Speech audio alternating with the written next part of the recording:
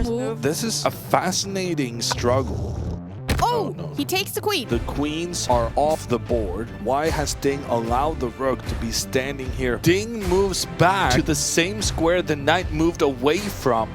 Hey everyone, and welcome to the Take recap show. Reigning champion Ding Liren took the lead in the World Chess Championship match already in Game 1 with a thrilling performance. So the question before Game 2 was, would Gukesh go all out for an instant comeback?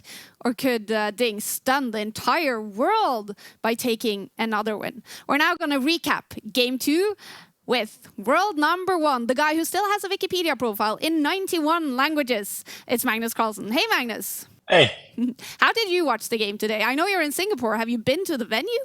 No, I haven't been to the venue, but I had kind of a quiet day today, so I was looking at the game a bit from my hotel room, just trying to understand what was going on there. And yeah, to me, it was quite interesting. I know it's probably not that way to everybody, but I think there were a lot of subtleties, even though, spoiler alert, it never really took off. Yeah. So I'm going to bring in the other expert, the internet chess teacher, Gotham Chess, Levy Rossman. Good to see you again. Good to see you too. I see this as a running inside joke now that I am also an expert. Listen, I'm indeed an expert. I was up at 6:30 in the morning, and I was looking at this game, and I made an executive decision to go back to sleep because I decided the game will either end in 5 moves or go for 3 more hours. But I was thinking about Magnus during this game, Kaya. Okay. I was thinking, this is definitely a game that is boring to the average eye, but I bet Magnus will explain a lot of subtleties. And yeah, I'm glad he started off by saying exactly that. So exactly, yeah, this is going to be exciting. I want to ask you one question first, Levy. Do you know how many languages you have a Wikipedia profile in?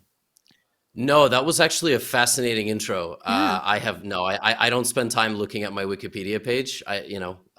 Contrary maybe to popular belief, but no, do I have like 10 languages at least? No, because it's an interesting number. So Magnus has 91 and you have 19, the same numbers. So it's destiny with the two of you doing these recaps together. Yeah, I mean, I feel like 19 is not terrible. All right, Definitely not. All right, you guys, we're going to jump into Game 2. So I want to ask you guys to take us through the highlights and what happened in this game.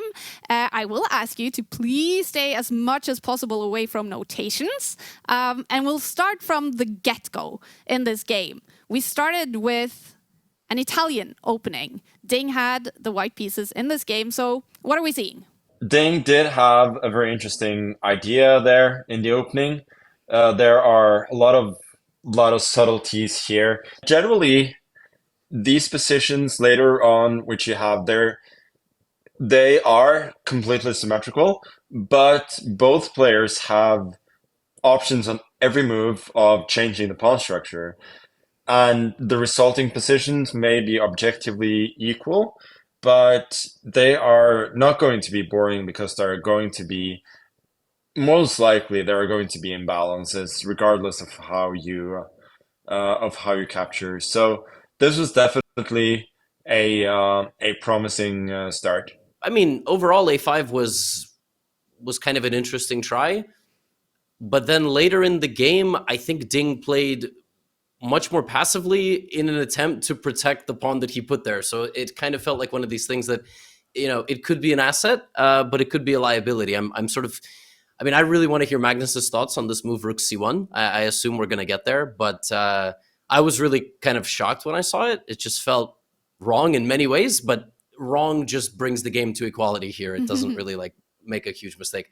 So yeah, A5 was curious, but then it's like the Black Knight just sees the pawn forever. And so, is it a strength or is it a weakness? But it does seem that this pawn push has such a clamping effect on the queen side that white is not actually worse in that position. That was really, really a fresh take on the position because it didn't really seem to me that intuitively that this should be a way for white to fight for an advantage. Obviously, the critical move, if we just go one move forward, after Gukesh had had taken one bishop. The critical move is to move the bishop, attack that pawn on a5 that has pushed forward, which forces Ding to sacrifice at least one pawn. It wasn't shocking that he was not necessarily into the details there, so that sort of made him go for a safe option. But still, I felt like the safe option, it's not completely safe.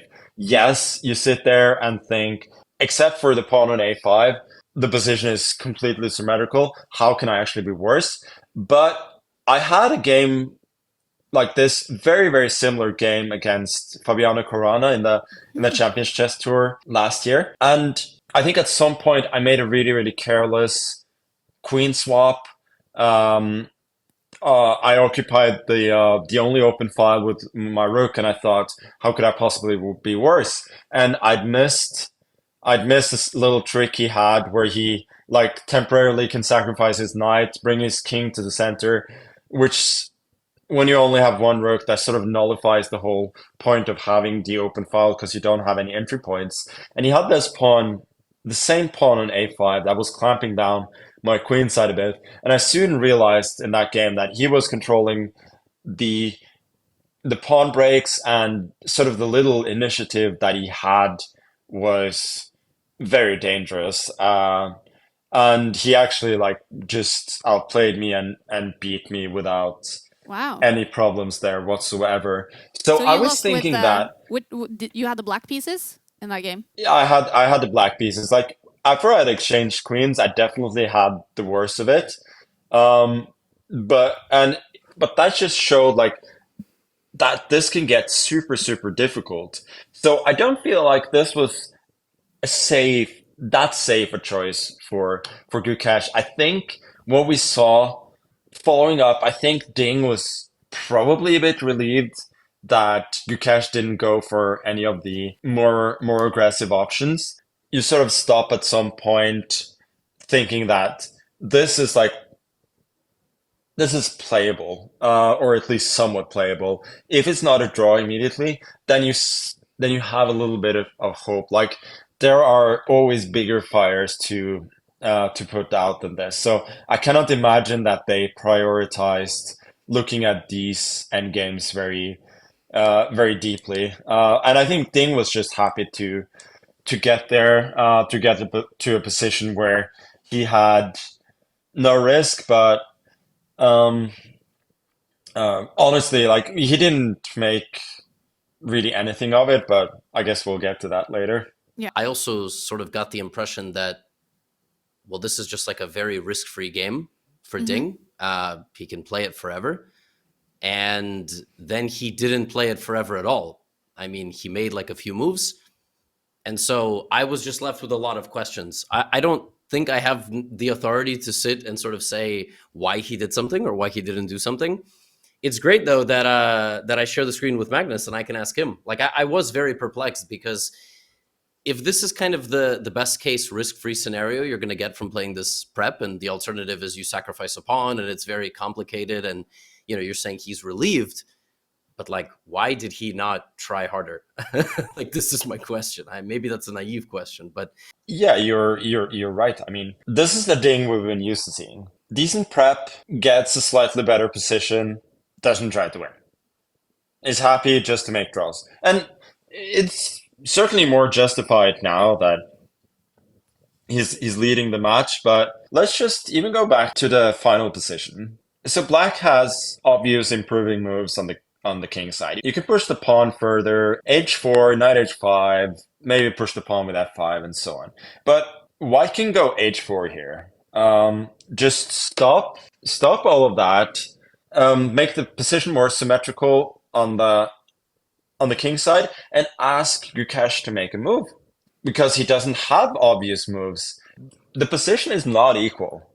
I guess that this is what was perplexing to you as well, Levy, that in computer terms, this position is equal, obviously, but for humans, this is not equal. It is a slightly better position for white. Like, white has a slightly better pawn structure, and white has sort of positional potential that black that Black doesn't have. Like, it's hard for Black to actually seriously improve his pieces. So I understand Ding was happy to make the draw. It's a good result for him. But the moment he chose to do it is quite puzzling. It may just be as easy as, oh, there's a repetition. Let me take it. Let's get out of here. I don't really see anything clear. This is no doubt a decent result for Ting. Obviously, seeing the way Gukesh played the game, it's a decent result for him as well. But while the first game was really encouraging for Ting, this was more kind of a what you would expect, what Yeah. you've been You sort of expecting said for him something- the last few months. You said something interesting, which was this is the Ding that we're used to seeing. He gets kind of like his preparation, and then he's just happy to make a draw. Did you mean in the last year, or in general, like his entire career, or the recent Ding? The Ding pre-COVID was awesome. So this is more recent thing. Like Okay. his openings haven't been bad, and he gets good positions. But yeah, he just doesn't try to win them. And for myself, like I don't think I'd be in tournament situations, most tournament situations, I don't think I'd be thrilled to have this position as white, but in a world championship, like it's hard to get sort of better chances than this. Like you're 1-0 up, you got a risk-free position that is very slightly better. You got an opponent who really hasn't shown you anything positive in the match so far. Like you want to massage this, and Ding decided not to, but which is not a shocker, but it's yeah, So it is Magnus, you are saying that it is to be expected. if you were in this situation, if you were playing this, you were Ding, you were up by 1 point in the match, you had this position on the board with the white pieces, you would be the Magnus Carlsen that we know. You would keep pushing and try to look for a win in this game. I mean, listen, not to interrupt for whatever Magnus is about to say, but I couldn't watch a single broadcast this morning without everybody saying, "Oh, if this was Magnus, oh, this is the type of position Magnus wants." I was like, "Wow, they sound like me." Anyway, sorry, go ahead. Yeah, I would have had to have a really bad day, or maybe some football game I wanted to watch or something, if I wasn't going to push this position. Yeah. All right. Well, the game was a draw after a couple of repetitions, after only 23 moves. Quite a short day there for Gukesh and Ding, game 2 in the World Chess Championship match. I'm now going to bring it to another topic. I like to also get you guys to talk about what's happening beyond the board with emotions, with interviews, stuff like that. I want to show you guys a reel that was posted this morning or last night by our friends at Chess Base India. Take a look at this.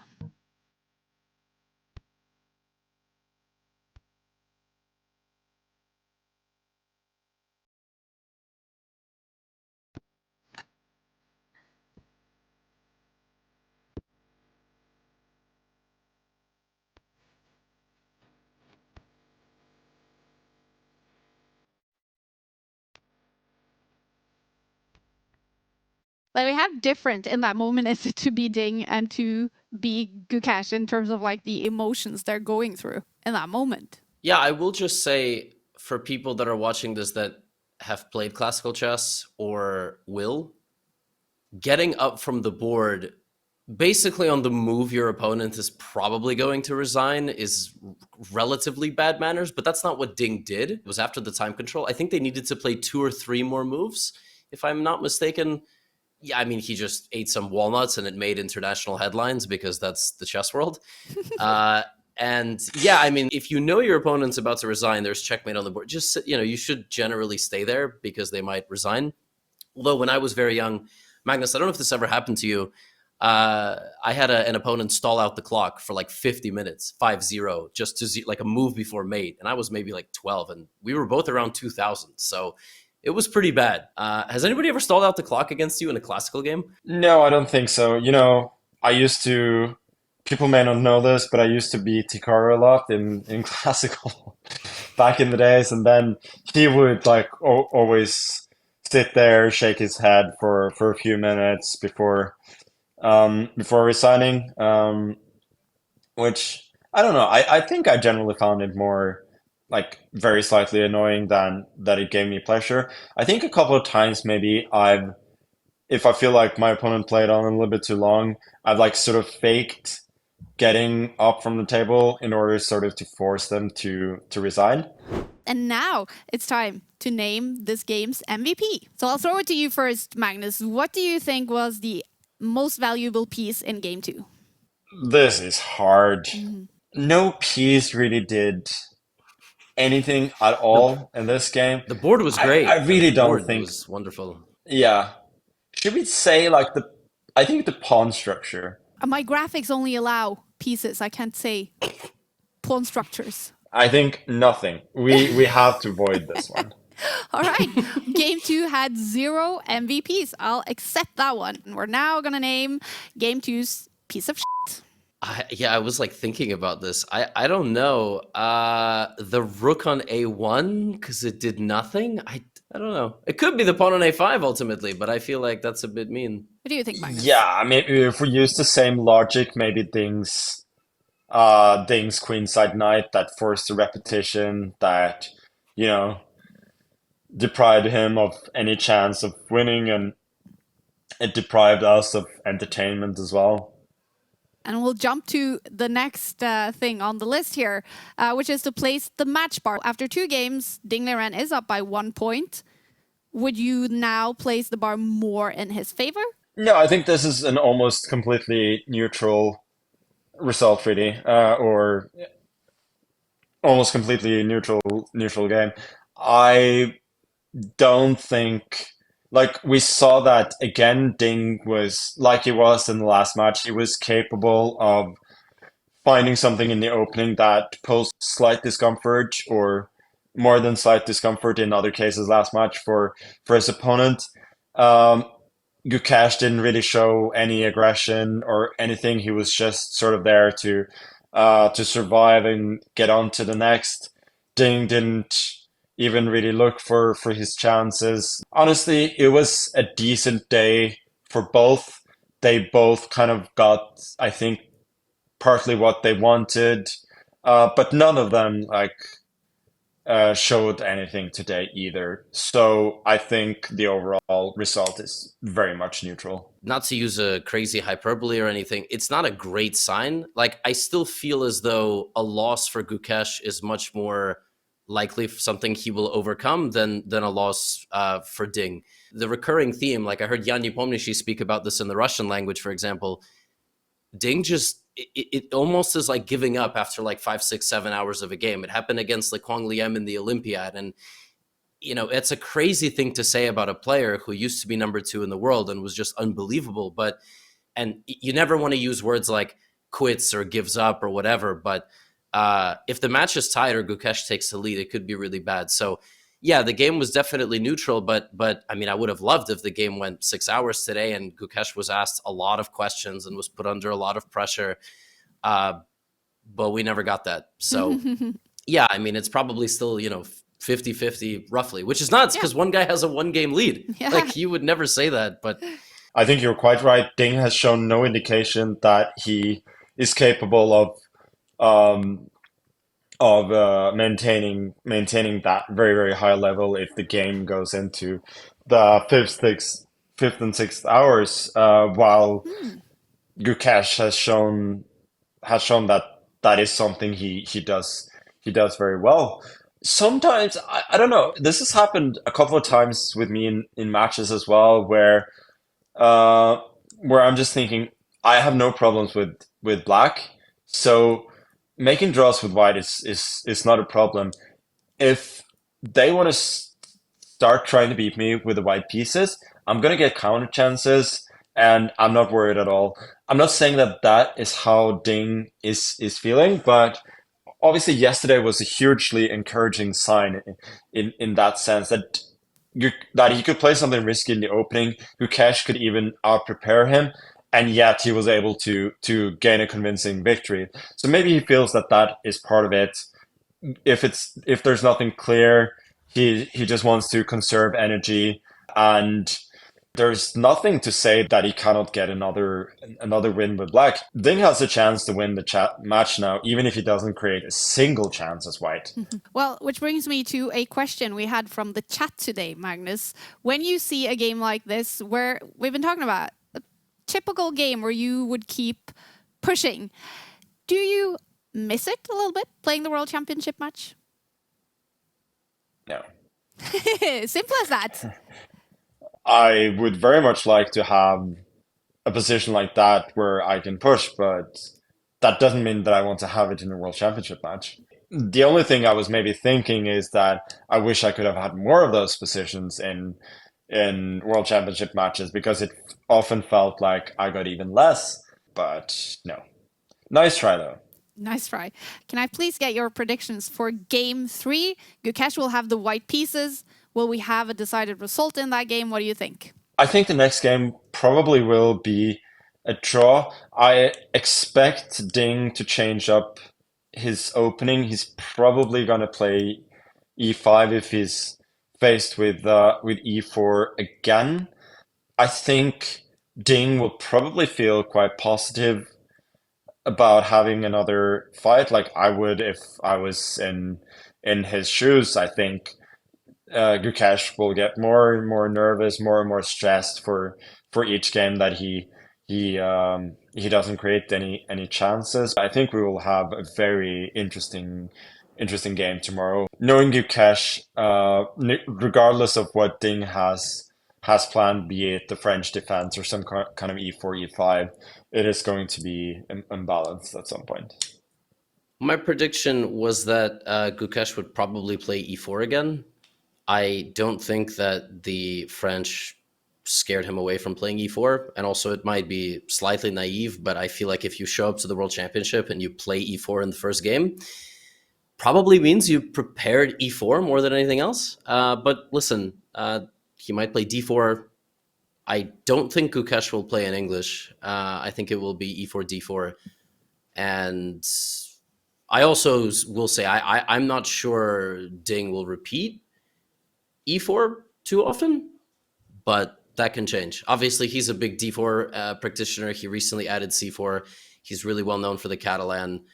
Magnus played the Catalan in the World Championship with success, but it really does feel like the Catalan is so theoretically explored at this point that you can almost kill the game with black. That's obviously a strong statement. So I'm curious, will there be a Catalan? What will Gukesh play against it? Will Ding have an idea there? Yeah,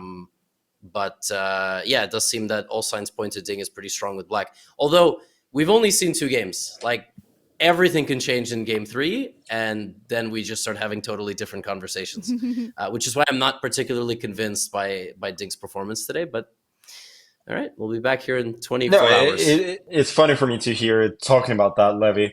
Like, I played a match against against Fabi in 2018, where I was generally super excited about playing sort of hardcore d4 style and allowing all sorts of Queen's Gambit variations. And in 2021, I played the Catalan as white, and I was similarly excited about that. And neither of them worked out that great during the match, but after that, they worked out amazingly. But as you say now, Levy, it does feel like both of them are so theoretically explored, and that's why you're seeing even guys like Ding go to e4 so often, because there at least you have a little bit more room to play with. Like, not everything as forced and feels as drawish. So I would agree. I definitely think Gukesh is going to continue to explore e4, and I wouldn't be shocked if Ding has more e4 ideas as well. Hardcore d4 style. That's my new favorite term in chess. That's very cool. Magnus and Levy, your insight to game 2 was fantastic. Thank you so much for your time, and we'll see you again tomorrow, knowing what has happened in game 3. Thanks for joining. We have 2 players and we have no idea what to expect from. He has the spark which we see in champions. They've been waiting for this moment for so long. From the time when I was a little kid. I haven't lost with him in classical.